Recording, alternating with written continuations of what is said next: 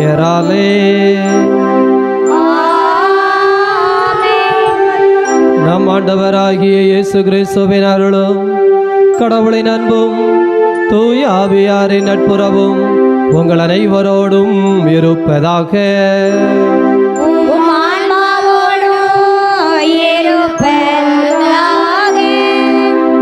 திருப்பலி முன்னுரை. மண்ணுக்குள் இருக்கிறது, மரத்துக்குள் இருக்கிறது, மனிதனுக்குள் இருக்கிறது இறை சக்தி. இத்தகைய இறை சக்தி எத்திக்கும் இருந்து வாழ்வாய் வாழ்வாய் ஒளியாய் நின்று வழிநடத்தி வந்த நமது ஊரின் பாதுகாவலரான புனித அருளானந்தரின் 4ஆம் நாள் நவநாளை சிறப்பிக்கும் லூக்கா அன்பியத்தின் சார்பாக உங்கள் அனைவரையும் அன்புடன் வரவேற்கின்றோம். இன்றைய நாளில் மைய கருத்தாக நாம் சிந்திக்க இருப்பவை ஆண்டவரிடம் அடைக்கலம் புகுவோர் பேர் பெற்றோர் என்ற இறை சிந்தனைக்கு நம்மை அழைக்கின்றது. ஞானம் பெற்ற மக்கள் கடவுளிடம் அடைக்கலம் புகுவது வழக்கம். சங்கீத ஆசிரியர் தனது வாழ்க்கையிலே தனது மகனிடம் இருந்து வருகின்ற துன்பத்தை கண்டு, சவுலிடம் வருகின்ற துன்பத்தை கண்டு அவர் ஒவ்வொரு இடமாக சென்று கொண்டிருந்தார். அவ்வாறு செல்கின்ற போது அவருக்கு அடைக்கலமாக தேர்ந்தெடுத்தது ஆண்டவருடைய கரமே. எனவேதான் ஆண்டவரிடத்தில் அடைக்கலம் புகுவோர் பேர் பெற்றோர். அந்த ஆண்டவரின் உடன்படிக்கை பேழைதான் தாவீதை கடவுளிடத்திலிருந்து நெருக்கமாக வரச் செய்தது. ஆண்டவரிடத்தில் அடைக்கலம் என்பது ஏதோ அமைதிக்காக மட்டுமல்ல, சமாதானத்திற்காக மட்டுமல்ல, மாறாக எல்லா விதமான ஆசீர்வாதத்தை பெற்று செல்லக்கூடியது. தாவீது தனது வாழ்க்கை சரியான முறையில் ஆண்டவனை கண்டுகொண்ட அவர் ஆண்டவரை தனது பொக்கிசமாக பெற்றுக்கொண்டார். எனவேதான் தாவீது மன்னனால் தனது முழு மூச்சோடு ஆண்டவரிடம் அடைக்கலம் புகுவோர் பேறு பெற்றோர் என்று சொல்ல முடிந்தது. நாமும் நமது வாழ்க்கையில் மன உளைச்சல், மன கஷ்டம், மனவேதனை, பலவிதமான துன்பங்களினால் அலைக்கழிக்கப்படும் போது ஆண்டவரிடம் அடைக்கலம் புக வேண்டும். இதோ உலகம் முடியும் வரை என்னாலும் உங்களோடு இருப்பேன் என்று சொன்ன ஆண்டவர் நமக்காக இருகரம் விரித்து காத்து கொண்டிருந்தார். எனவே ஆண்டவரிடத்தில் செல்வோர் அடைக்கலம் புகுவோம். நமது குடும்பத்தை ஒப்பு கொடுத்து இத்திருப்பலியில் இணைவோம்.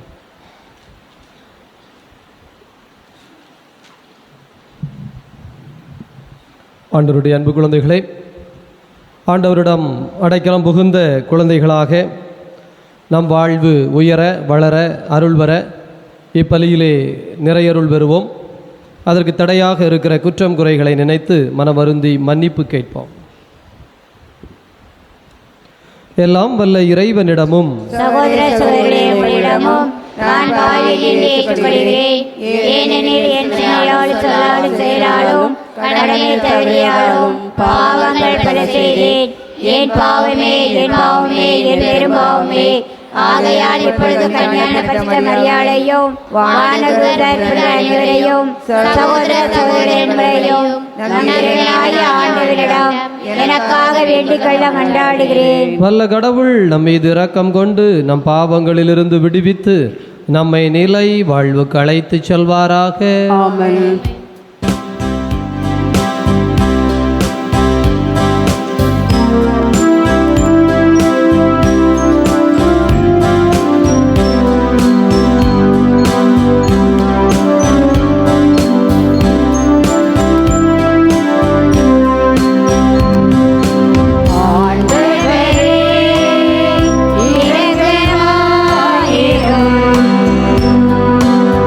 ஆண்டவரே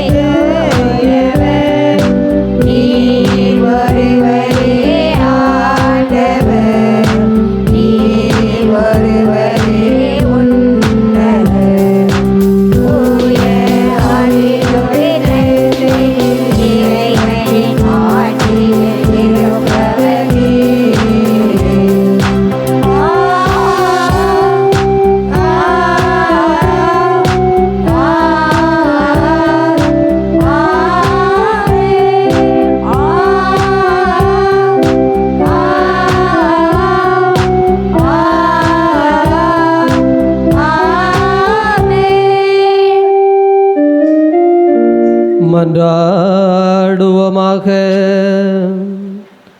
இதய அமைதியை இறைவா, எங்கள் நாட்டிலுள்ள உமது மீட்பின் நற்செய்தியை அறிவிக்க புனித ஜாந்தி பிரிட்டோவின் இதயத்தை உம்மீது மக்கள் மீதும் கொண்ட நிறைந்த அன்பினால் வழி நடத்தினீரே.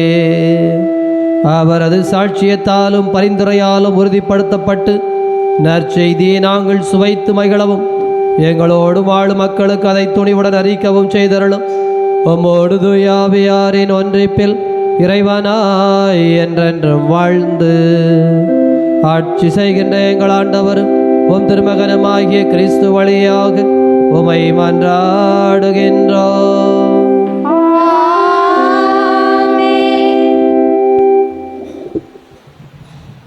முதல் வாசக முன்னுரை. இறைவாக்கினர்கள் யாவரும் இறைவனின் மறுகுரலாக இருந்து மக்களுக்கு நம்பிக்கையூட்டி நல்வழிப்படுத்துகின்றனர். ஏனெனில் இறைவனின் வார்த்தைக்கு கீழ்ப்படிந்து செவிசாய்த்து அதன்படி வாழ இறைவன் நம்மை அழைக்கின்றார் என்று கூறும் இவ்வாசகத்திற்கு செவிமடுப்போம்.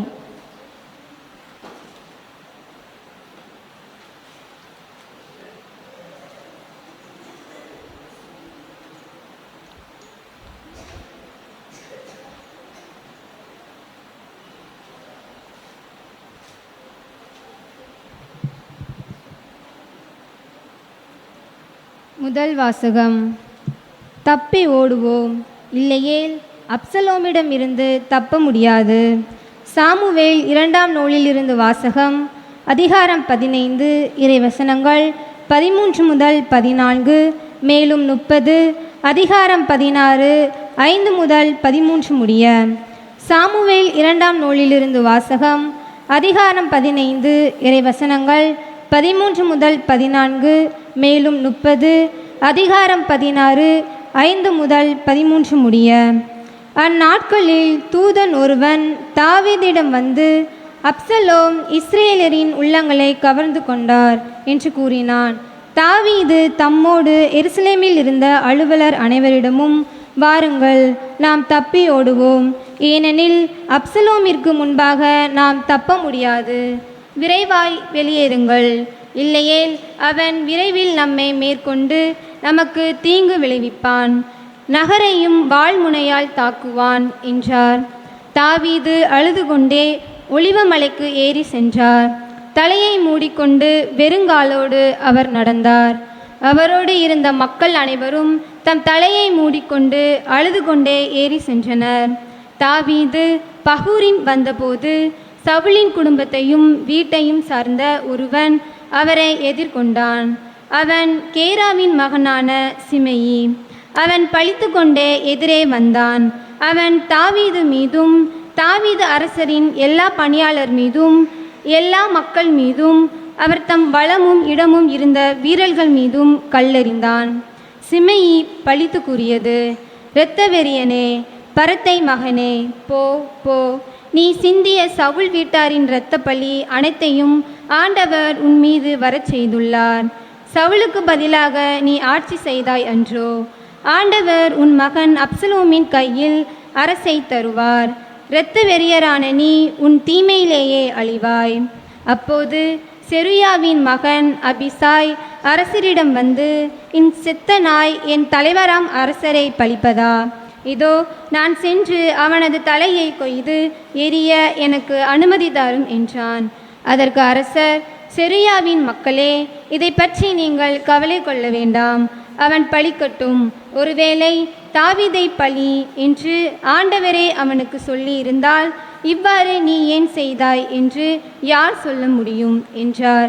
மீண்டும் தாவீது அபிசாயிடம் வந்து தம் பணியாளர் அனைவரிடமும் கூறியது, இதோ எனக்கு பிறந்த என் மகனே என் உயிரை பறிக்க தேடுகிறான்.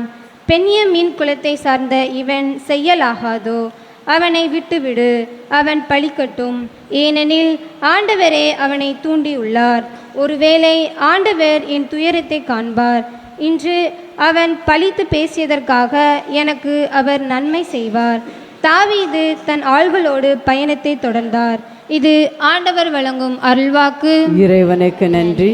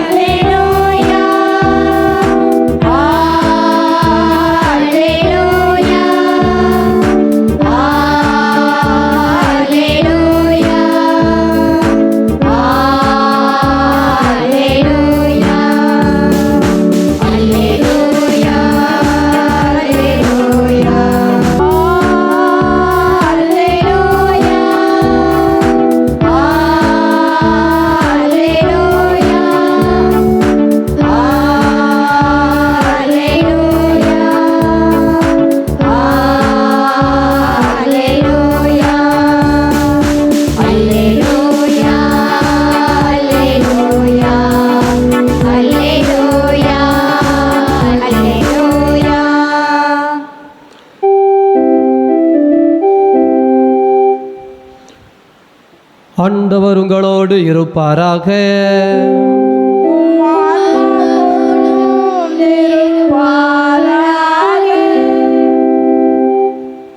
தூய மார்க் எழுதிய தூய நற்செய்தியிலிருந்து வாசகம்.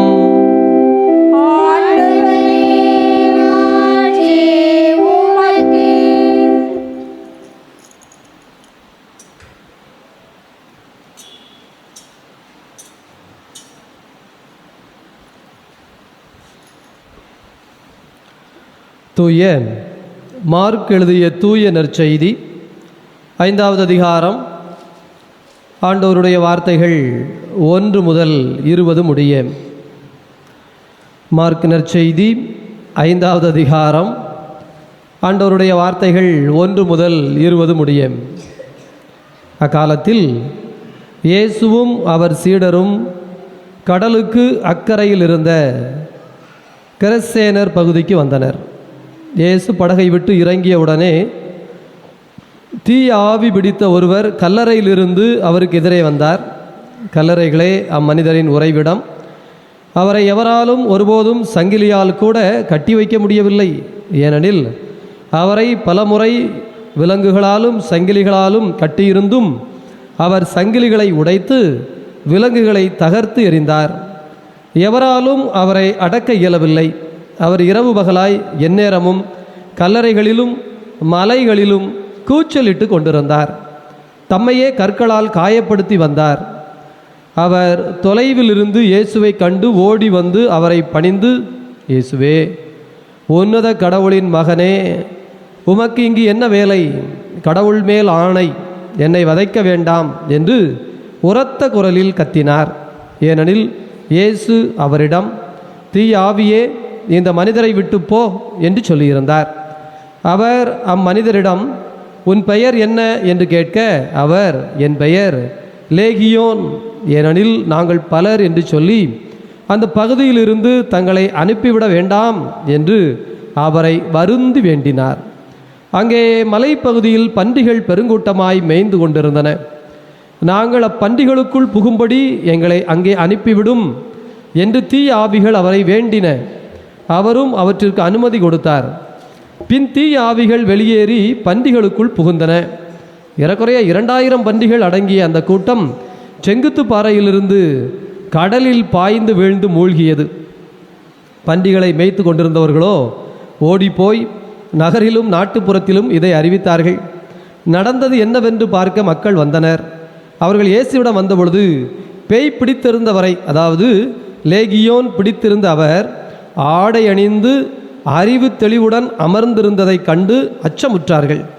நடந்ததை பார்த்தவர்கள் பேய் பிடித்தவருக்கும் பன்றிகளுக்கும் நேரிட்டதை அவர்களுக்கு எடுத்துரைத்தார்கள். அப்பொழுது அவர்கள் தங்கள் பகுதியை விட்டு போய்விடுமாறு இயேசுவை வேண்டிக் கொண்டார்கள். அவர் படகில் ஏறியதும் பேய் பிடித்தவர் தாமும் அவரோடு கூட இருக்க வேண்டும் என்று அவரை வேண்டினார். ஆனால் அவர் அதற்கு இசையாமல் அவரை பார்த்து, உமது வீட்டிற்கு போய் ஆண்டவர் உம்மீது இரக்கம் கொண்டு உமக்கு செய்ததையெல்லாம் உம் உறவினருக்கு அறிவியும் என்றார். அவர் சென்று இயேசு தமக்கு செய்ததையெல்லாம் தெக்கப்பொலி நாட்டில் அறிவித்து வந்தார். அனைவரும் வியப்புற்றனர். ஆண்டவரின் அருள்வாக்கு.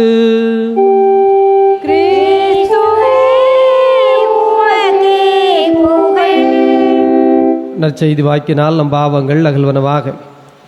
இயேசுவில் நல்லவர்களே, ஆண்டவருடைய அன்பு நிறைந்த குழந்தைகளே, அதிசயமாய் தரையிறங்கி ஆச்சரியமான வழியிலே ஏதோ பெரும் ஆபத்திலிருந்து தன் மக்களை காத்து இன்று வரை நம்மோடு இம்மானுவேல் என்கின்ற பெயரோடு உடன் இருக்கிறேன் என்று ஆண்டவராகிய இயேசு கிறிஸ்து சொன்ன அதே வாக்கை நம்முடைய தாய் அன்னை மரியாளும் இந்த அதிசய தன்னுத்து கிராமத்திலே அதிசய மின்னல் மாதாவாக இருந்து நம்மை வழிநடத்தி கொண்டிருக்கிறார்.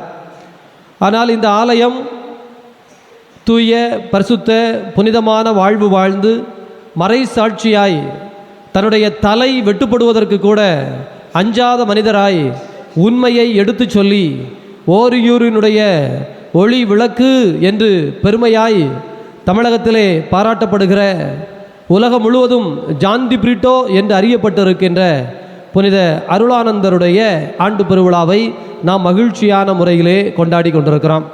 ஆகவே இந்த இரண்டு புனிதர்களுடைய பெரும் ஆசீர்வாதத்தையும் பெற்று மகிழ்ந்து கொண்டிருக்கிற நமக்கு வாழ்நாள் முழுக்க ஆண்டவரில் அடைக்கலம் புகுவோர் பேர் பெற்றோர் என்கின்ற தலைப்பிலே இன்றைக்கு நாம் சிந்திக்க இருக்கிறோம். கடந்த ஒவ்வொரு நாளும் ஒவ்வொரு வகையான பேர் பெற்றோர், எப்படி கடவுள் நம்மை நீ சரிதான், நீ என்னுடைய குழந்தைதான், நீ உயர்ந்தவன்தான், உயர்ந்தவள்தான் என்று பெருமை பாராட்ட நமக்கு விவிலியத்தில் கொடுக்கப்பட்டிருக்கிற வார்த்தைகளை ஒவ்வொன்றாக தியானிக்கிறோம். இன்று ஆண்டவரில் தஞ்சம் புகுவோர் பேர் பெற்றோர் என்கின்ற தலைப்பிலே நமக்கு தியானிப்பதற்காக கொடுக்கப்பட்டிருக்கிறது. ஆண்டவருடைய அன்பு நிறைந்த குழந்தைகளே, அப்படி நாம் சிந்தித்து பார்க்கிற பொழுது இந்த அடைக்கலம் புகுகிறவர்கள் யார், அல்லது யாருக்கு அடைக்கலம் தேவைப்படுகிறது என்று நாம் பார்த்தோம் என்றால், எண்ணாகமம் வாசிங்க. எண்ணாகமம் 35வது அதிகாரம் 6வது வசனம். எண்ணிக்கை புத்தகம் 35:6. அடுத்து வாசிக்க வேண்டியது 2 சாமுவேல் 22:1. முதல்ல எண்ணிக்கை புத்தகம் 35:6 வாசிங்க. ம் ம் ம் அடைக்கல நகர்கள் 6. அதுக்கு தான் உங்களை பைபிள் எடுக்க சொன்னேன், நீங்கள் பார்த்து வைத்துக்கொள்ள வேண்டும்.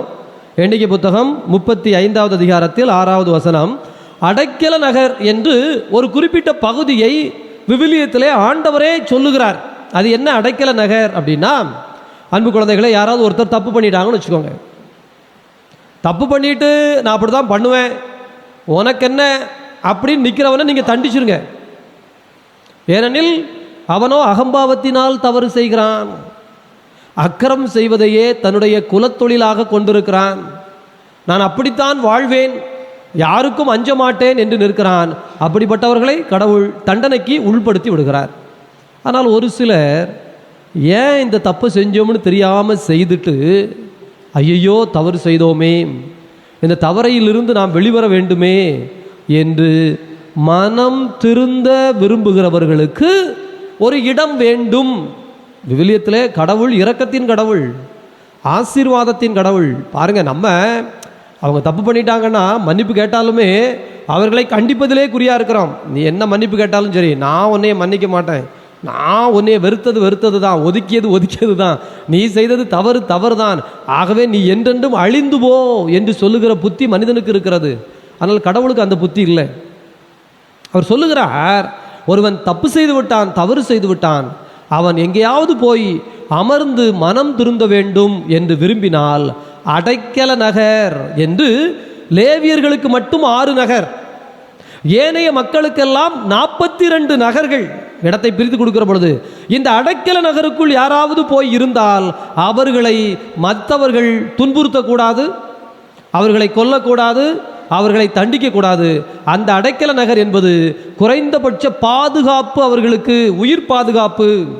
அந்த அடைக்கல நகருக்குள் புகுகிறவர்கள் தங்கள் தவறுகளை நினைத்து மனம் வருந்த வேண்டும், மீண்டும் மனம் மாறி புதிய மனிதர்களாய் இந்த மண்ணுலகத்திற்குள் வந்து வாழ வேண்டும்.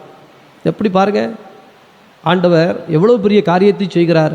பிரியமானவர்களே, அப்படி ஒருவேளை தன்னிடம் அடைக்கலம் புகவில்லை என்றால் கூட பரவாயில்லை, உனக்கென்று எங்கே தோன்றுகிறதோ அங்கே நீ உயிரை காப்பாற்றிக்கொள், மனம் மாறு, மனம் திருந்து என்று தருகிற கடவுளிடம் அடைக்கலம் புகுகிறவர்கள் எப்படிப்பட்ட பேர் பெற்றவர்களாக இருப்பார்கள்.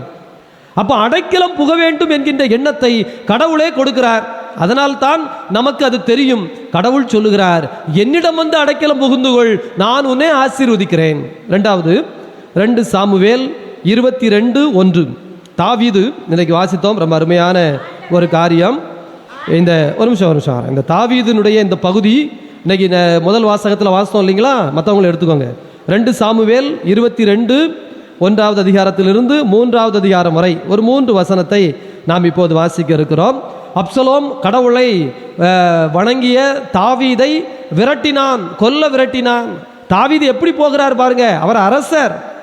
அப்படிப்பட்ட அரசர் வெறுங்காலுடன் முக்காடிட்டு கொண்டு அழுது கொண்டே ஒலிவ மலையின் மீது ஏறி போனார்.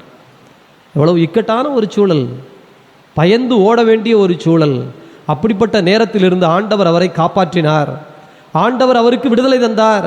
ஆண்டவர் அவருக்கு மீட்பளித்தார். அப்படி வெற்றி பெற்ற பிறகு வாசிங்க 2 சாமுவேல் 22:1.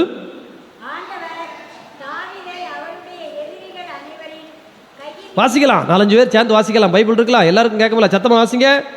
ஆண்டவர் தாவீதை அவருடைய எதிரிகள் அனைவரின் கையினின்றும் சவுலின் கையினின்றும் விடுவித்த பொழுது அவர் ஆண்டவருக்கு பண்ணிசைத்து பாடியது. நல்லா கவனிங்க, சாதாரணமல்ல, மகிழ்ச்சி, உற்சாகம், சந்தோஷம். அன்பு குழந்தைகளே, நீங்கள் ஆண்டவரிடம் தஞ்சம் புகுந்தால் ஆண்டவர் உங்களுக்கு விடுதலை தருவார். அந்த விடுதலையின் நாளில் நீங்கள் மகிழ்ந்து பாடுவீர்கள். சாமி, எனக்கு பாட்டு பாடவே வராத, அப்போ எனக்கெல்லாம் சந்தோஷமே கிடையாதா அப்படின்னா, நீங்கள் எப்படி பாடினாலும் அது கடவுளுக்கு சந்தோஷம். நீங்கள் துள்ளி மகிழ்வீர்கள், பேரின்பத்தால் பூரித்து நிற்பீர்கள். ஆண்டவர் எனக்கு விடுதலை தந்து விட்டார், அச்சத்தினின்று விடுவித்தார், என்னுடைய தொல்லையில் இன்று பாதுகாப்பு கொடுத்தார் என்று நீங்கள் அப்படியே பூரிட்டு கத்துனா கூட அது சந்தோஷம்தான். ஆண்டவருக்கு அது பாடல் தான். எப்படி பாடுகிறார்? சேர்ந்து வாசிங்க. ஆண்டவர் என் கற்பாரை, மனப்பாடம் பண்ண வேண்டிய வசனம், எல்லாம் சத்தமா வாசிங்க.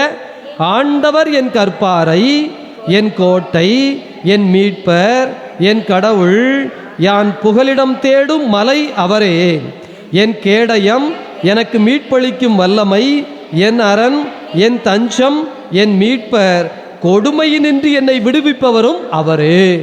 பாருங்க, இந்த வசனத்தை வீட்டில் பெருசாக எழுதி வச்சுக்கோங்களேன். மனசில் ரொம்ப கஷ்டமாக இருந்ததுன்னு வச்சுக்கோங்களேன், யாராவது உங்களை தொந்தரவு பண்ணிக்கிட்டே இருக்காங்கன்னு வச்சுக்கோங்களேன், யாராவது உங்களை வாழ விடாமல் கஷ்டப்படுத்திக்கிட்டே இருக்காங்கன்னு வச்சுக்கோங்களேன், யாராவது உங்களை எதிர்த்து பேசி உங்களை காயப்படுத்தி அசிங்கப்படுத்தி உங்களை பற்றி இல்லாதது இல்லாததெல்லாம் தெருவா பேசி உங்களை ரொம்ப கேவலப்படுத்திக்கிட்டே இருக்காங்கன்னு வச்சுக்கோங்களேன், உங்களுக்கு இல்லாததெல்லாம், அல்லது ஒரு வேளை நீங்கள் ஏதோ ஒரு காயத்தில் இருக்கிறீங்க, அதை பெருசுப்படுத்தி பேசி உங்களை அசிங்கப்படுத்தி வாழ விடாமல் கஷ்டப்படுத்துகிறாங்கன்னு வச்சுக்கோங்களேன், நீங்கள் வந்து வீட்டில் வந்த உடனே சொல்ல வேண்டிய வசனம், ஆண்டவர் என் கற்பாரை, என் கோட்டை, என் மீட்பர், என் கடவுள், நான் புகலிடம் தேடும் மலை அவரே. தாவீது போனார்ல இன்னைக்கு முதல் வாசகத்தில், எங்க போனார்னா ஒலிவ மலைக்கு போனார்னு சொல்லக்கூடாது, அவர் கடவுளின் மலைக்கு சென்றார்.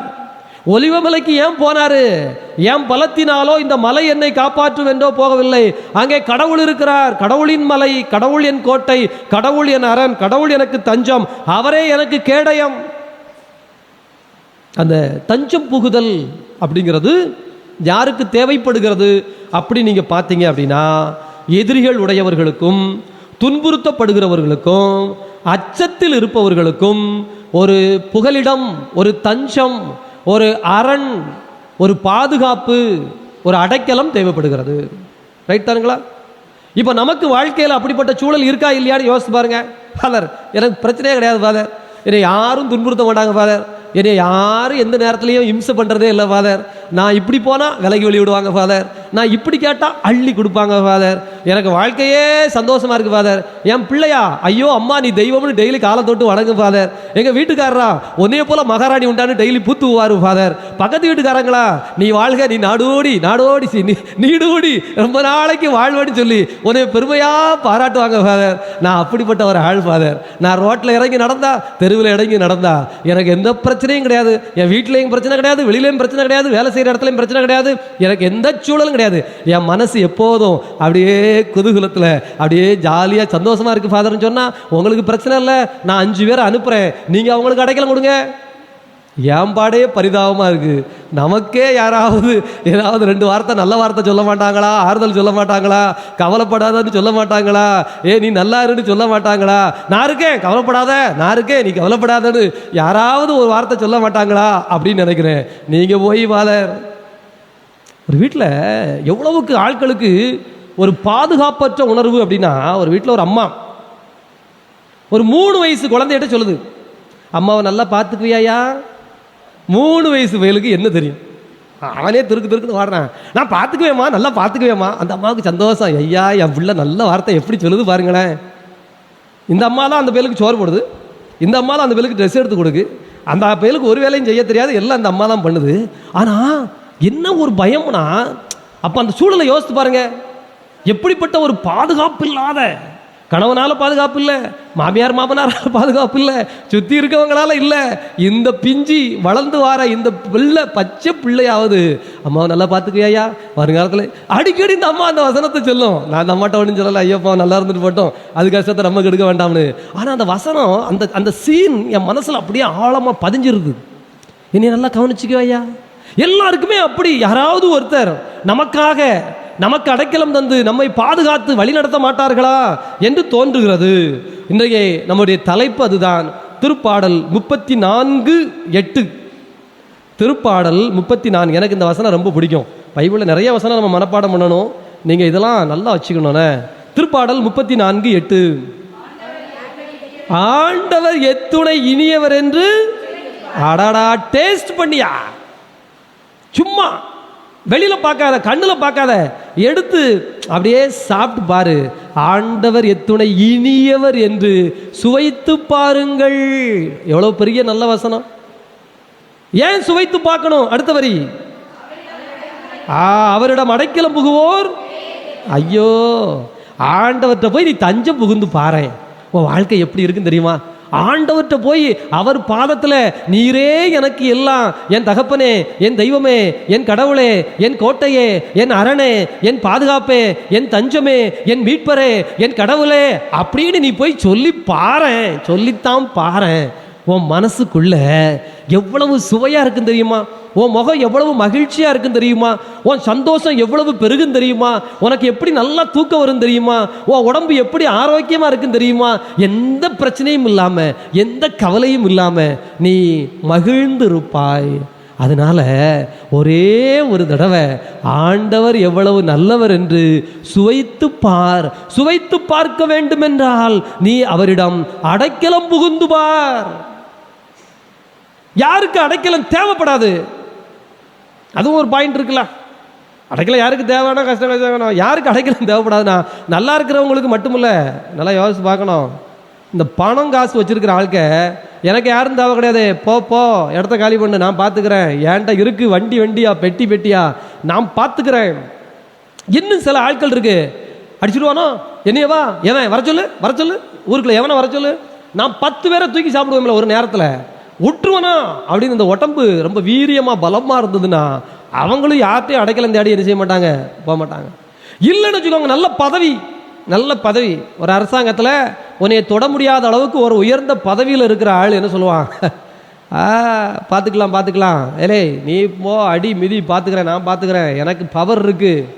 அதிகாரம் இருக்கிறவர்கள், புகழ் இருக்கிறவர்கள், இந்த பணம் இருக்கிறவர்கள், செல்வம் இருக்கிறவர்கள், பலம் இருக்கிறவர்கள், புத்தி, என் புத்தி கிரிமினல் புத்தி தெரியுமா, நான் எப்படி செய்வேன் தெரியுமா, எனக்கு எதிர்த்து எவனாவது வந்துருவானோ அவனை எங்க அடிச்சா எங்க விழுவான்னு தெரியும், எல்லாம் கவர்மெண்ட் ரூல் எல்லாம் எனக்கு தெரியும், என் புத்தி சாதாரண புத்தி கிடையாது அப்படின்னு சொல்லுகிறவர்கள் எல்லோருமே அடைக்கலம் தேடணும்னு ஆசைப்பட மாட்டாங்க, அழிஞ்சு போகணும்னு ஆசைப்படுவாங்க. அவங்க ஆசைக்கு விட்டுறணும். ஏன்னா கடைசியில் எங்க தான் போய் முடியும், அழிவுல தான் முடியும். நான் நிறைய மனிதர்களை அப்படி பார்த்திருக்கிறேன். எவனெல்லாம் ஆய் அப்படின்னு கெம்பு கட்டி நின்னானோ கடைசியில் இருமி விம்மி, எப்பா என்ன வாழ்க்கை இது அப்படின்னு முட்டி மோதி தான் என்ன செஞ்சிருக்கான். அதுக்கு எடுத்துக்காட்டு இன்றைக்கு முதல் வாசகம். தாவீது அவ்வளவு பெரிய அரசனாக இருந்தார், அவனுடைய பிள்ளையே அவனுக்கு எதிர்த்து வந்து விட்டான் பாருங்கள். யாராலும் தாவீதை வெற்றி கொள்ள முடியவில்லை. 40 ஆண்டுகள் இருந்த தாவீதை வயதான காலத்தில் அவனுடைய பிள்ளையே. எனவே ஆண்டவருடைய அன்பு குழந்தைகளே, இந்த வசனங்கள் நமக்கு அழகாய் சொல்லித் தருகிறது. ஆண்டவரிடம் நீ தஞ்சம் புக கற்றுக்கொண்டாய் என்று சொன்னால் அது பெரிய விஷயம். இப்போ ஆண்டவர்கிட்ட நம்ம ஏன் தஞ்சம் புக வேண்டும்? ஆண்டவரிடம் ஏன் தஞ்சம் புக வேண்டும்? யார்கிட்ட போய் தஞ்சம் புக முடியும்? நம்மை விட வலிமையாய் இருப்பவர்களிடம் தான் நம்ம போய் என்ன செய்ய முடியும், தஞ்சம் புக முடியும்.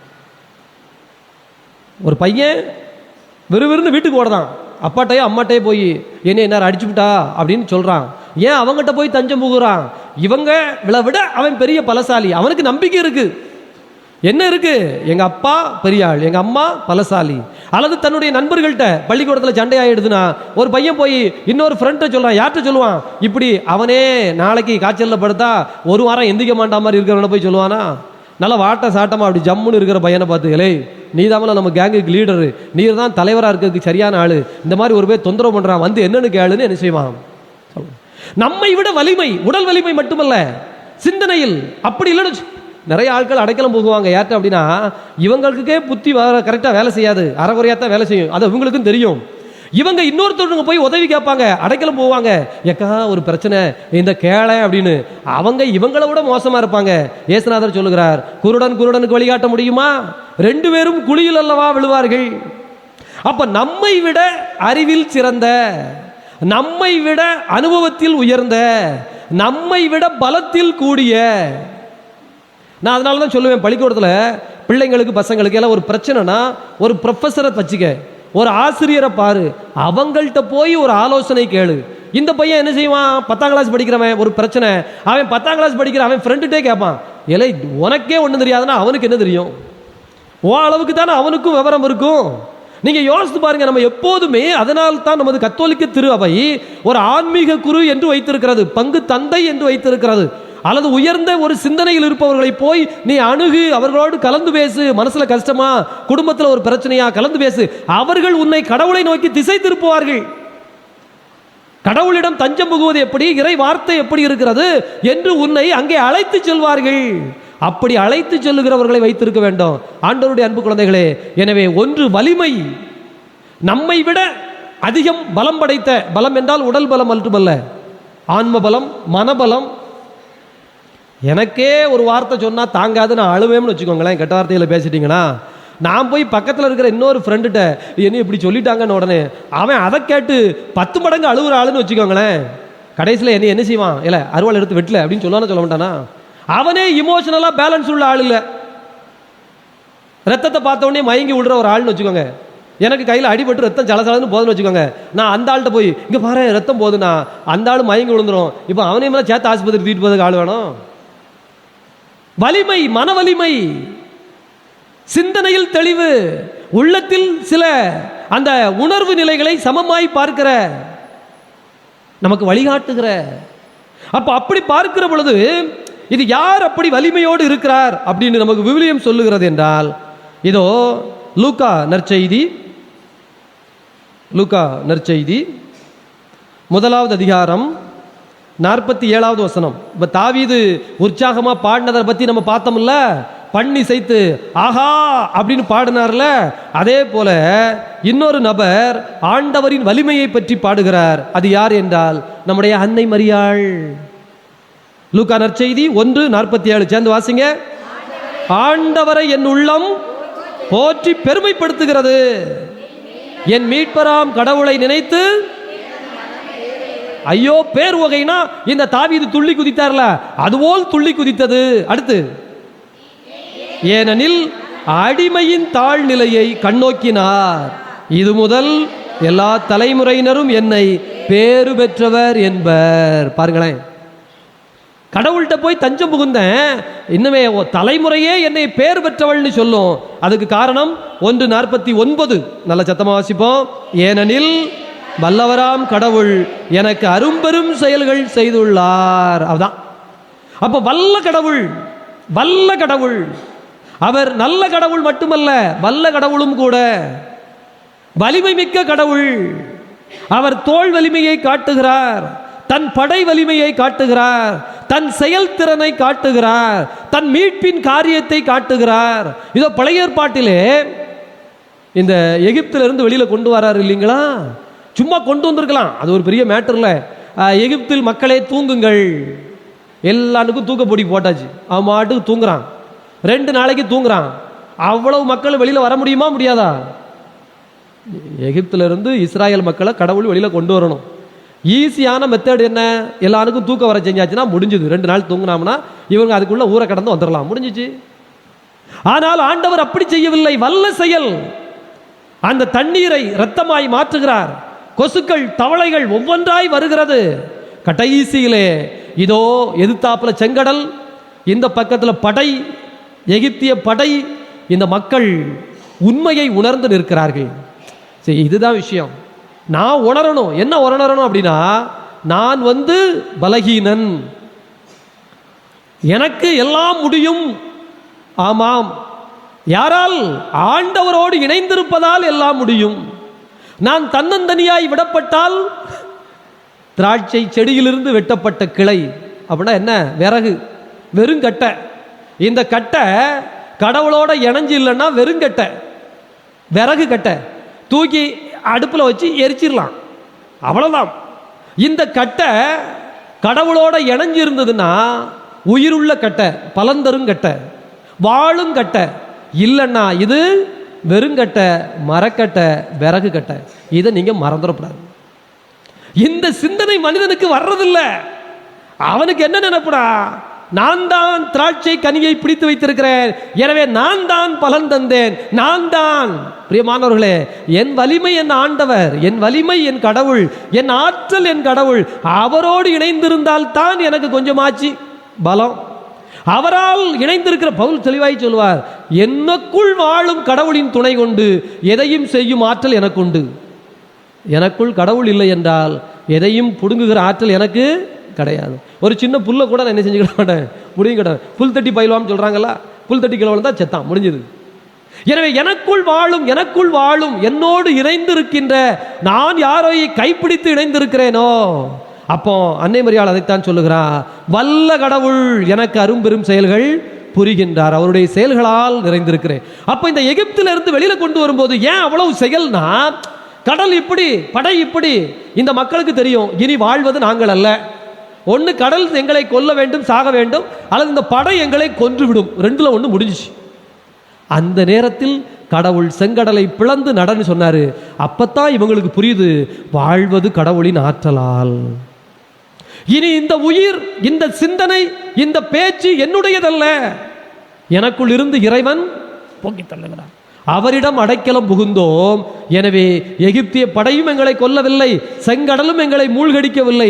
ஆண்டவர் எங்களை அதிசயமாக, வல்லமையாக செங்கடலை பிளந்து வழி நடத்தி கொண்டு போனார். எனவே ஆண்டவருடைய அன்பு நிறைந்த குழந்தைகளே, இந்த வல்ல செயல்கள் நமக்கு நிறைய நடந்திருக்கு. வல்ல செயல்கள் நமக்கு நடக்காமல் அல்ல, கடவுள் நிறைய காரியத்தில், நிறைய இடத்துல நம்மளை அப்படியே ஒசத்தி ஒசத்தி ஒசத்தி கொண்டு வந்து தான் இவ்வளவு தூரம் வைத்திருக்கிறார். அப்போ நற்செய்திக்கு வாங்களேன். இயேசு கிறிஸ்து கடலுக்கு கட்டளை இடுகிறார், கடல் கீழ்ப்படுகிறது. தீய ஆவி, இன்னைக்கு நற்செய்தியில் வாஸ்தவங்களா, இவனை விட்டு வெளியில போனா போயிரும். தீய ஆவிக்கு கட்டளை இடுகிறார், அது அவருக்கு கீழ்ப்படுகிறது. அதே போல மரணம், செத்து கிடந்தான், வாடா வெளியில லாசர், ஐயோ சாவு, 4 நாள் ஆச்சு, அழுகும். ஏய், நான் சொல்றது யாரு? கடவுள். நான் இறை மகன், நான் சொல்லுகிறேன், சாவை வென்று லாசரை வெளியில வா சொன்னா சாவு சத்தம் போடாம கைகட்டி நிற்கும். லாசர் வெளியில வந்தான். அதே போல பாருங்க, வறுமை, 5 அப்பம் 2 மீன், இத்தனையோண்டி நான் என்ன வச்சிருக்கிறேன். 5000 பேருடைய பசியை போக்கியது மட்டுமல்ல, அவனுக்கு மீதி 12 கூட நிறைய கொடுத்தாரு. வச்சுக்க போ, நீ கொடுத்தது 5 அப்பம் 2 மீன், உனக்கு மிச்சம் எவ்வளவு தந்திருக்கேன்? 12 கூட அள்ளி தந்திருக்கிறான். அப்ப எல்லாவற்றிலும் இந்த கடவுள் வல்ல கடவுளாய் இருக்கிறார் என்பதுதான் விவிலியம் முழுவதும் நமக்கு வெளிப்படுத்தப்படுகிறது. அப்படிப்பட்ட கடவுளிடம் தஞ்சம் புகுவோர் பேர் பெற்றோர். அவருடைய அந்த அடைக்கலத்தை புகுகிற பொழுது நீ அவரை சுவைக்க முடியும். எனவே திருப்பாடல் 34:8 அழகான வசனம், மனப்பாடமா வச்சுக்கொள்ள வேண்டும். ஆண்டவர் எவ்வளவு நல்லவர் என்று சுவைத்து பாருங்கள், ஏனெனில் அவரில் அடைக்கலம் புகுவோர் பேர் பெற்றோர். ஆண்டவர் எவ்வளவு நல்லவர் என்று சுவைப்பதற்கு தான் இவ்வளவு எடுத்துக்காட்டு விவிலியம் முழுவதும். நம்ம வாழ்க்கையிலே அதுபோல் நிறைய உண்டு. அதை நீங்கள் சொல்ல வேண்டும், பேச வேண்டும். 2வது, நாம் யார்கிட்ட போய் அடைக்கலம் புக முடியும் அப்படின்னா, நம்பிக்கைக்குரியவர் யாரோ அவர்கிட்ட தான் போய் அடைக்கலம் புகணும். சில ஆட்களை பார்த்தீங்கன்னா நல்லா பலசாலியாக இருப்பான், இல்லை பார்த்துக்கலாம், நாளை காலையில் 8 மணிக்கு வா அப்படின்னு சொல்லுவான். 8 மணிக்கு நீங்கள் போயிருப்பீங்க, அதுக்குள்ள மெட்ராஸ் போயிடுவான். 8 மணிக்கு வர சொன்னார, என்ன விவரம்?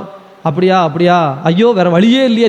ஃபோன் அடிச்சா, என்ன தம்பி, ஐயோ உன்னைய வர சொன்னவங்களானே, மறந்துட்டேன், எனக்கு மெட்ராஸில் ஒரு வேலை இருந்ததா, நான் நைட்டு 12 மணிக்கே கிளம்பிட்டேனா, ஐயோ எனக்கு இன்னைக்கு வாழ்க்கையே முடிஞ்சிடும் போல இருக்க, பரவாயில்ல செத்துட்டேன்னா உனக்கு கல்லறைக்கு நான் செலவு பார்த்துக்கிறேன், நீ செத்துக்க, நான் மெட்ராஸுக்கு வந்துட்டேன், வந்தது தான் அவன் மாட்டு ஃபோனை வச்சுருவான்.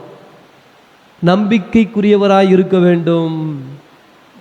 இன்றைக்கு உலகத்தில் நிறைய மனிதர்களை நமக்கு தெரியும், ஆனால் நம்பிக்கைக்குரிய மனிதர்கள் தெரியுமா? நம்பிக்கைக்குரிய உறவுகள் தெரியுமா? நம்பிக்கைக்குரிய இதுல ஒரு சிக்கல் இருக்கு. அதாவது ஒன்று, இப்படிப்பட்ட மனிதர்களும் இருக்கிறார்கள். இன்னொன்று, நீங்க யோசித்து பாருங்க, நீங்க ஒருத்தரை நல்லா நம்பி இருந்தீங்க, அவர் உண்மையிலேயே உங்களுக்கு செய்யறேன்னு சொன்னாரு, வழியே இல்லை, காலையில அவருக்கு ஒரு பிரச்சனை, அந்த பிரச்சனையை நோக்கி ஓட வேண்டிய கட்டாயம், இல்லைன்னா அவரே உயிர் வாழ முடியாதுங்கிற ஒரு கண்டிஷன் வந்துடுது. இப்போ அவரை குறை சொல்ல முடியுமா? ஃபோன் அடிக்கிறீங்க, எடுத்து புலம்புவார், ஐயோ உனக்கு நான் செய்யணும், என் புத்தியெல்லாம் இங்கே தான் இருக்குது, ஆனால் வேறு வழி இல்லை, வேறு வழி இல்லை, என்னைய மன்னிச்சுக்க, என்னைய பொறுத்துக்க. வாய்ப்பு இருக்குல்ல. சரி, அகம்பாவத்துக்கு செய்கிற ஆட்களும் இருக்குது, நம்ம இல்லைன்னு சொல்லலை. ஆனால் நமக்கு செய்ய வேண்டும் என்கின்ற விருப்பம் இருக்கிறது, எல்லாம் இருக்கிறது. நேற்று சொல்லிங்க 1 லட்ச ரூபா கடன் வேணும்னு, நீ காலையில் வா நான் தாரேன், ஆஸ்பத்திரியில் நீ கெட்டுன்னு சொல்லிட்டேன், அல்லது கல்யாணத்துக்கு கொடு அல்லது இடத்துக்கு கொடு, ஏதோ ஒன்றுக்கு நீங்கள் கேட்டிருந்தீங்க. அந்த ஆள் 1 லட்ச ரூபா வச்சிருந்தது உண்மைதான். காலையில் 4 மணிக்குள்ளே எவனோ திருடிட்டு போயிட்டான். வாய்ப்பு இருக்கா இல்லையா? இல்லை, அந்த ஆளுக்கே ஒரு பிரச்சனை, இந்த 1 லட்ச ரூபாயை கொண்டு போய் கொடுக்க வேண்டிய சூழல் வந்துடுது. அவருக்கே இன்னும் 2 லட்சம் வேணும், வாங்கி கொண்டு போய் அடைச்சிருக்காரு. நீங்கள் 10 மணிக்கு போய் ஏன்னா 1 லட்ச ரூபா தாரேன்னு சொன்னலானே, எல்லாம் உனக்காகத்தான்டா வச்சிருந்தேன், ஆனால் பாரு என் சூழல் இப்படி, இந்த 2 லட்சமாக நான் கெட்ட வேண்டியது ஆயிடுது. நம்ம மனசு என்ன சொல்லுவோம்? புழுவனிப்பிய ஏமாத்தான் பாரு, இதை நேத்தே சொல்லியிருக்க. இல்லை, அவன் உண்மையிலே வச்சிருந்தான், அதுக்கு எவிடன்ஸ்லாம் காட்ட முடியும். ஆனால் நம்ம மனசு என்ன நம்பும்? ஏமாத்திட்டியே. இயலாமை. மனிதர்களுக்கு ஒரு லிமிட்டேஷன் இருக்கு. நீங்க அதனால தான் நான் சொல்லுவேன், முழுவதுமாக ஒருவரை நீங்கள் நம்பி இவர் மட்டும்தான் என்று வாழ்ந்து விட முடியாது. அது யாரா இருந்தாலும் சரி, அவர்களுக்குன்னு ஒரு லிமிட்டேஷன் இருக்கு, எல்லை இருக்கு. எல்லையற்றவர் கடவுள். அதனால் தான் அவர் எப்போதும் நம்பிக்கைக்குரியவர் என்று சொல்லுகிறோம்.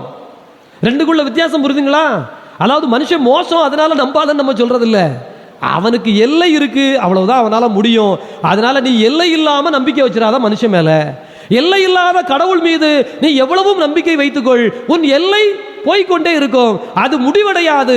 ஆண்டவர் எப்புள்ளியிலும் உனக்கு என்ன செய்து விட முடியும்? உதவி செய்யணும். ரெண்டுக்குள்ள வித்தியாசம் புரியுதுங்களா? ஆகவேதான் இதோ நம்பிக்கைக்குரியவர்.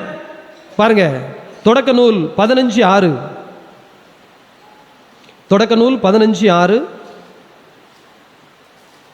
ஆபிரகாம் பற்றி அழகான ஒரு பகுதி. தொடக்க நூல் 15:6 வாசிங்க. ஆபிரகாம் ஆண்டவரை நம்பினார். அதுக்கு அடுத்த வரி, ஆண்டவர் அதை அவருக்கு நீதி என்று கருதினார். அவ்வளவுதான். அப்ப நம்பிக்கைக்குரிய கடவுளை நம்புவது உனக்கு நீதி. எல்லை என்று ஒன்று இல்லாத பரம்பொருளை, பரந்திருக்கின்ற விரிந்திருக்கின்ற இறை பொருளை நீ முழுவதும் பிடித்துக்கொள். நம்ம சொல்றோம் இல்லைங்களா, பிடிச்சாலும் பிடிச்சாம்பா, புளியங்கொம்பா பிடிச்சிருக்காம்பா, இலை கீழே விழுதே விழுத, முருங்கை கோப்பை பிடிச்சினா திரும்ப அதோட சேர்ந்து தானே விழணும். பிடிக்கதே பிடிக்கிற நல்ல புளியங்கோப்பு விழாரா பிடிச்சனா அது வாட்டுக்கு டங்க டங்கன்னு எவ்வளோ நேரம் போகனாலும் தாப்பாத்துமில்ல, அதான கண்டிஷன். அப்போ ஆண்டவரை நம்பினார், ஆண்டவர் அதை அவருக்கு நீதியாக கருதினார். 100 வயசுலையும் பிள்ளை கிடைச்சதில்ல, இல்லாம போகல, சொன்ன வாக்கு நிறைவேறிட்டு. நம்பிக்கைக்குரியவர். 2 விடுதலை பயண புத்தகம் 34:6 நல்ல அருமையான ஒரு பகுதி. விடுதலை பயணம் 34:6. நல்லா எல்லாம் எடுத்துக்கோங்க. விடுதலை பயணம் 34:6 ரொம்ப அருமையான ஒரு பகுதி, ஆண்டவரை பற்றிய ஒரு பகுதி. ஏன் அவர் நம்பிக்கைக்குரியவர் அப்படின்னா, விடுதலை பயணம் 34:6 வாசிங்க.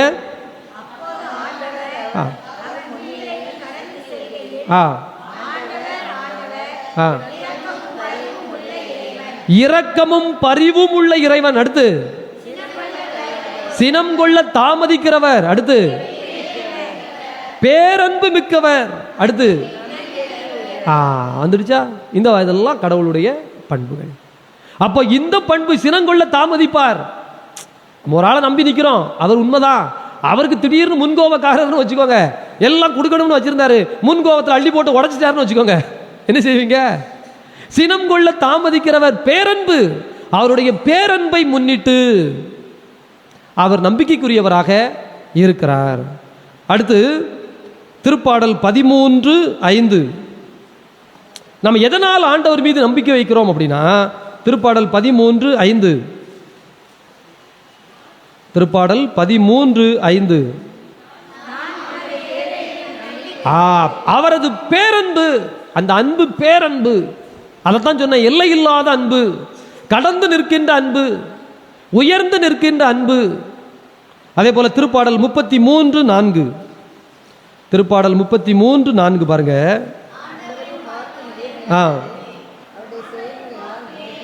அவருடைய வாக்கு சுத்தம், வாக்கு சுத்தம், வாக்கு சுத்தம். காரணங்கள்லாம் புரியுதுங்களா? எதுக்காக நம்ம கடவுளை நம்ப வேண்டியது இருக்கிறது, அல்லது கடவுள் மீது நம்பிக்கை ஏன் வைக்க முடியும், அவரிடம் நம்ம ஏன் அடைக்கலம் புக முடியும், அவர் ஏன் நம்பிக்கைக்குரியவராக இருக்கிறார் அப்படின்னா, வரிசையா இப்ப பாருங்க, அவருடைய வாக்கு நேர்மையானது. அடுத்து அவருடைய செயல்கள். அவதான் இயேசுநாதர் சொல்வார், எப்பா நீ என் வார்த்தையின் பொருட்டு நம்பாவிட்டாலும் என்னுடைய செயல்களின் பொருட்டாவது நம்புகள்னு சொல்றாரா? இந்த திருப்பாடலும் சொல்லுகிறதா, அவருடைய வாக்கும் நேர்மையானது, சுத்தமானது, அவருடைய செயல்கள் எல்லாம் நம்பிக்கைக்குரியவை. அதே போல திருப்பாடல் 111, திருப்பாடல் 111:7 எல்லாம் எடுத்துக்கோங்க. 111:7 திருப்பாடல் 111:7 வாசிங்க.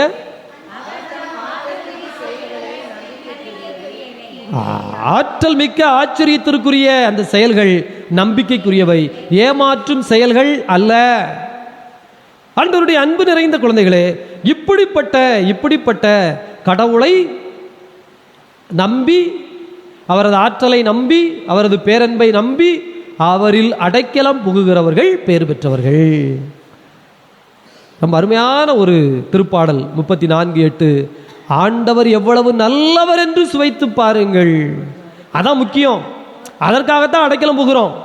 அவர் எவ்வளவு நல்லவர் என்று சுவைப்பதற்காக, அந்த இனிமையை பெறுவதற்காக அவரிடம் நாம் அடைக்கலம் புகுகின்ற பொழுது, அவர் நம்பிக்கைக்குரியவராக இருப்பதாலும், வல்லவராய் இருப்பதாலும், நல்லவராய் இருப்பதாலும், வாக்கு சுத்தம் செயல் சுத்தமாய் இருப்பதாலும் நாம் அவரை நம்புகிறோம்.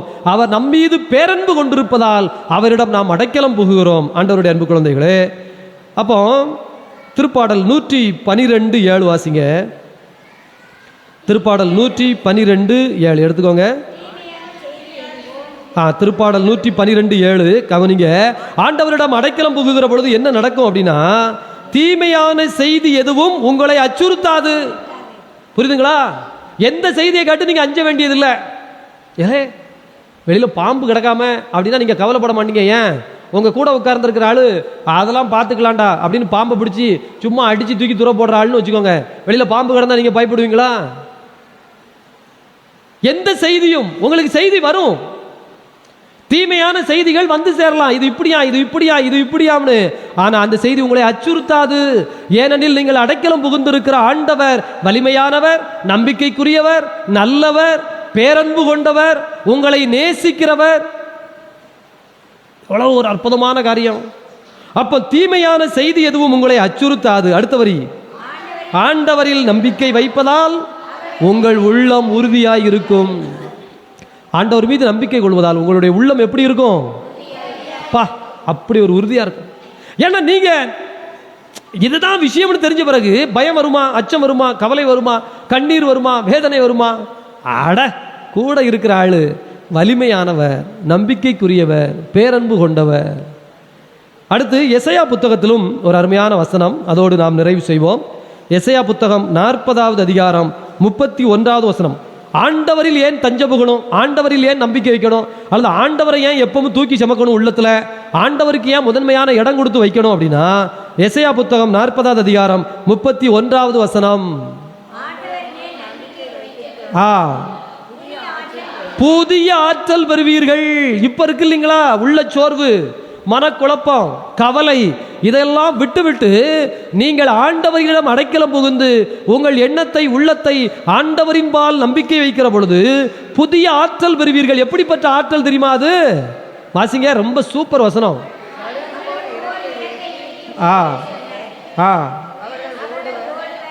ஓடிக்கொண்டே இருப்பீர்கள் வாழ்க்கையில், ஆனால் களைப்படையவே மாட்டீர்கள். களைப்படையவே மாட்டீர்கள். எப்படி இருக்கு பாருங்க. ஓடிக்கொண்டே இருப்பீர்கள், ஆனால் களைப்படைய மாட்டீர்கள்.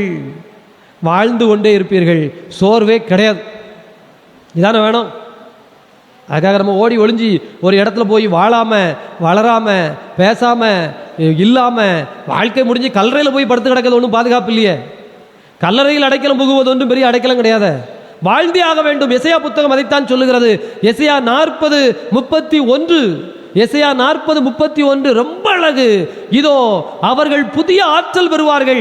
கடவுளின் மீது நம்பிக்கை கொண்டு அவருக்குள் தங்களை இணைத்துக் கொள்ளுகிறவர்கள் புதிய ஆற்றல் பெறுவார்கள். அந்த ஆற்றலால் அவர்கள் ஓடுவார்கள், களைப்படைய மாட்டார்கள், சோர்வடைய மாட்டார்கள், வீழ்ந்து விட மாட்டார்கள். வாழ்வின் பயணம் போய்கொண்டே இருக்கும். ஆண்டவருடைய அன்பு குழந்தைகளே, ரொம்ப அருமையான ஒரு பகுதி. ஆழமான முறையில் தியானிப்போம். ஆமேன். மன்றாட்டு. எழுந்து நின்று நம்முடைய மன்றாட்டுகளை சொல்லி ஜெபிப்போம்.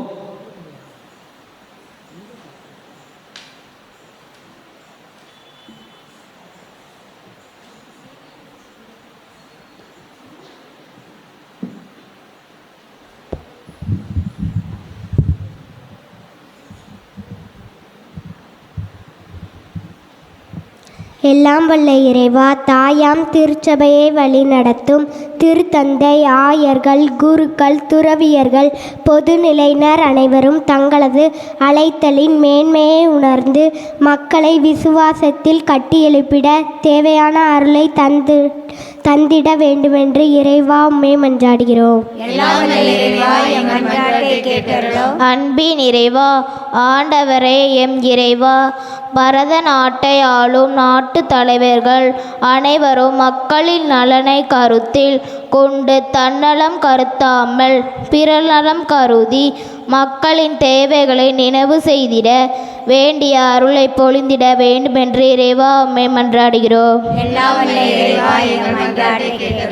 மகிழ்ச்சியின் ஊற்றாம் இறைவா, இன்று நவநாள் சிறப்பிக்கும் லூக்கா அன்பிய இறைமக்களை ஆசீர்வதித்து அனைத்து குடும்பங்களும் செய்கின்ற தொழில் முயற்சிகள் வெற்றியடையவும், குடும்பத்தில் அன்பு, அமைதி, சமாதானமும் நிலவிட அருள் புரிய வேண்டுமென்று இறைவா உம்மை மன்றாடுகிறோம். அன்பின் ஊற்றாம் இறைவா, இவ்வூர் மக்களையும் திருப்பயணிகளையும் ஆசீர்வதியும். அனைவருக்கும் நல்ல உடலுள்ள ஆன்ம சுகம் தந்து அவர்களின் தேவைகளை நிறைவு செய்து அனைவரும் தங்களது வாழ்வில் மன நிறைவுடன் வாழ்வதற்கு வேண்டிய அருளை தந்திட வேண்டுமென்று இறைவா உம்மை மன்றாடுகிறோம். வாழ்வின் நாயகனே இறைவா, இன்று திருப்பலி நிறைவேற்றுகின்ற அருட்தந்தையை ஆசீர்வதியும். தங்களிடம் ஒப்படைக்கப்பட்ட பணியினை திறம்பிட செய்து கிறிஸ்துவை பிரதிபலிப்பவர்களாக மக்களுக்கு முன்மாதிரியாக வாழ்ந்து வழிகாட்டிட வேண்டுமென்று இறைவா உம்மை மன்றாடுகிறோம்.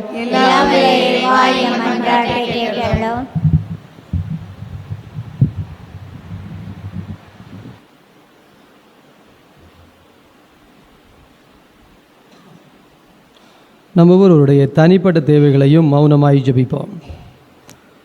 அன்பான கடவுளே, நாங்கள் உம்முடைய பிள்ளைகள் இந்த உரிமையோடு உம்மை நோக்கி எழுப்பி இருக்கிற அந்த மன்றாட்டுகளை எல்லாம் எங்கள் ஆண்டவராகிய கிறிஸ்து வழியாக உம்மை வேண்டுகின்றோம். ஆமென்.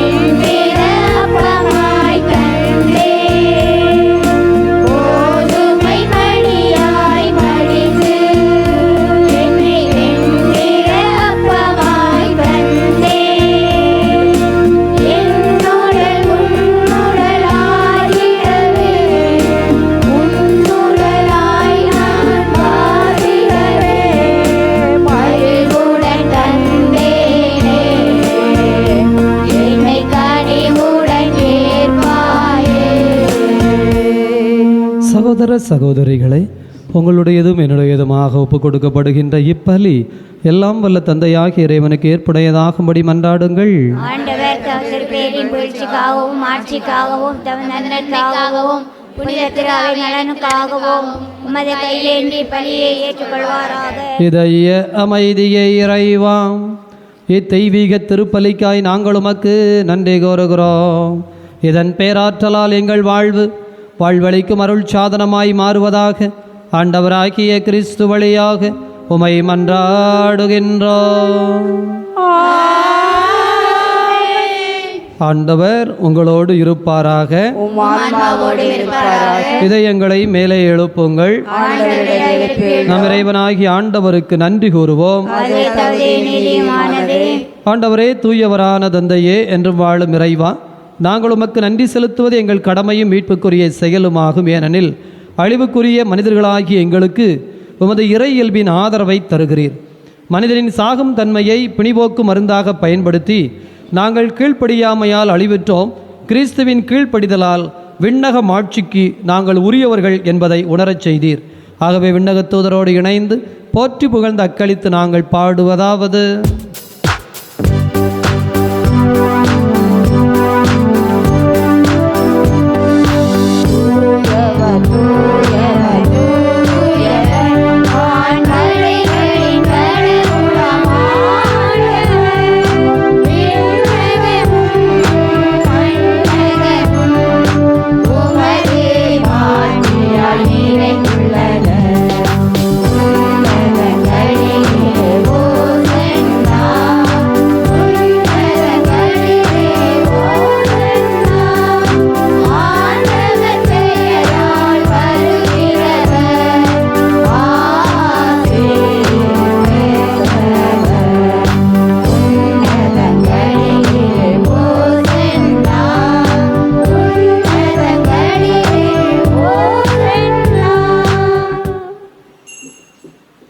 இதய அமைதியே இறைவா, நீர் மெய்யாகவே தூயவர், தூய்மை அனைத்திற்கும் ஊற்று. ஆகவே உம்முடைய தூய ஆவியை பொழிந்து இக்காணிக்கைகளை தூய்மைப்படுத்த உம்மை வேண்டுகிறோம்.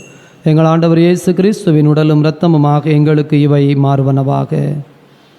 அவர் பாடுபட உளம் கனிந்து தம்மை கையளித்த போது அப்பத்தை எடுத்து நன்றி செலுத்தி அதை பிட்டு தம் சீடர்களுக்கு அளித்து கூறியதாவது: அனைவரும் இதிலிருந்து பெற்று உண்ணுங்கள், ஏனெனில் இது உங்களுக்காக கையளிக்கப்படும் என் உடல்.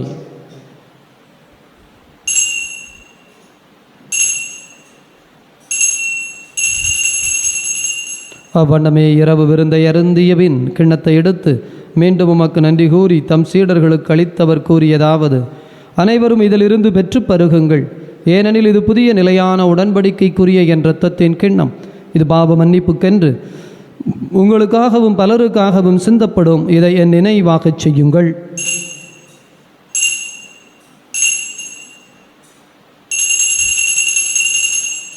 நம்பிக்கையின் மறை பொருள்.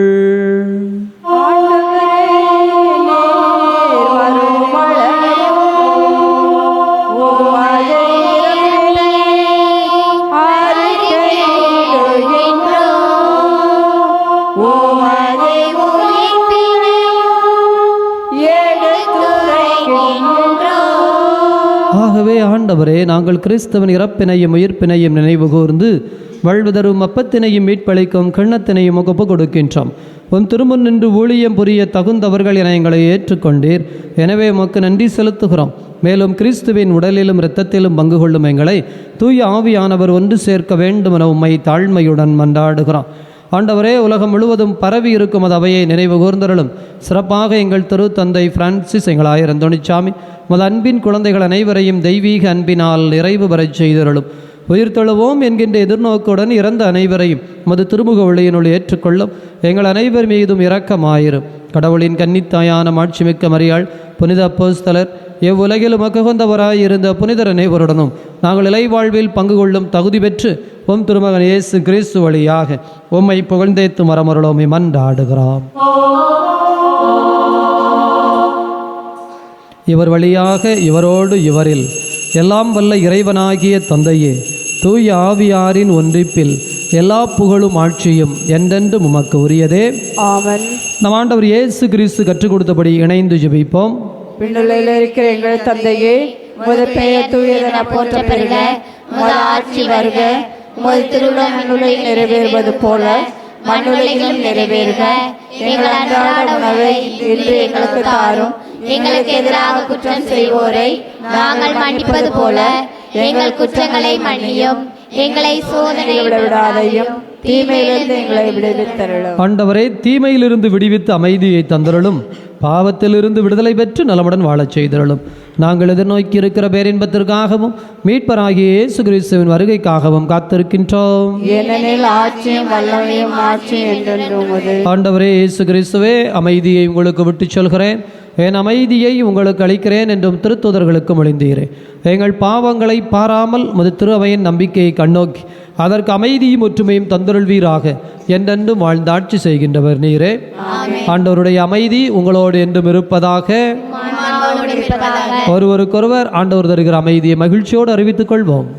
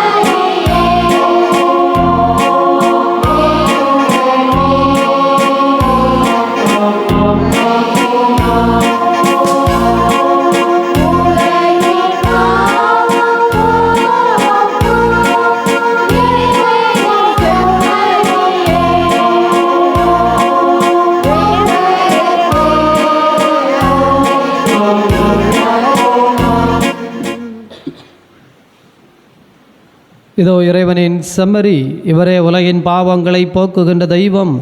இந்த தெய்வத்தினுடைய விருந்துக்கு அழைக்கப்பட்டிருக்கிற நாம் அனைவரும் பேர் பெற்றவர்கள். நான் தகுதியற்றவள்.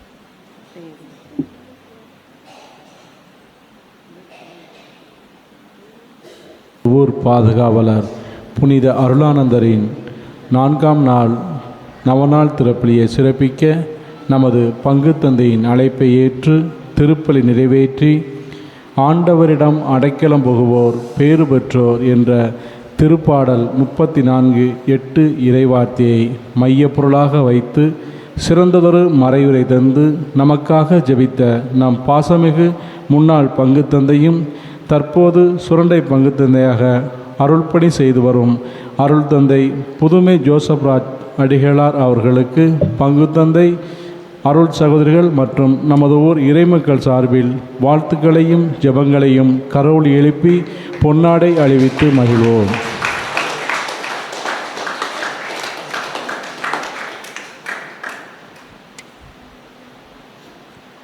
மன்றாடுவோமாக. இதய அமைதியை இறைவா, இத்தெய்வீக திருவிருந்திற்காய் நாங்கள் உமக்கு நன்றி கூறுகிறோம். இதன் பேராற்றலால் எங்கள் வாழ்வு உமது தெய்வீகத்தில் நிலைத்திருப்பதாக ஆண்டவராகிய கிறிஸ்து வழியாக உமை மன்றாடுகின்றோம். ஆண்டவர் உங்களோடு இருப்பாராக.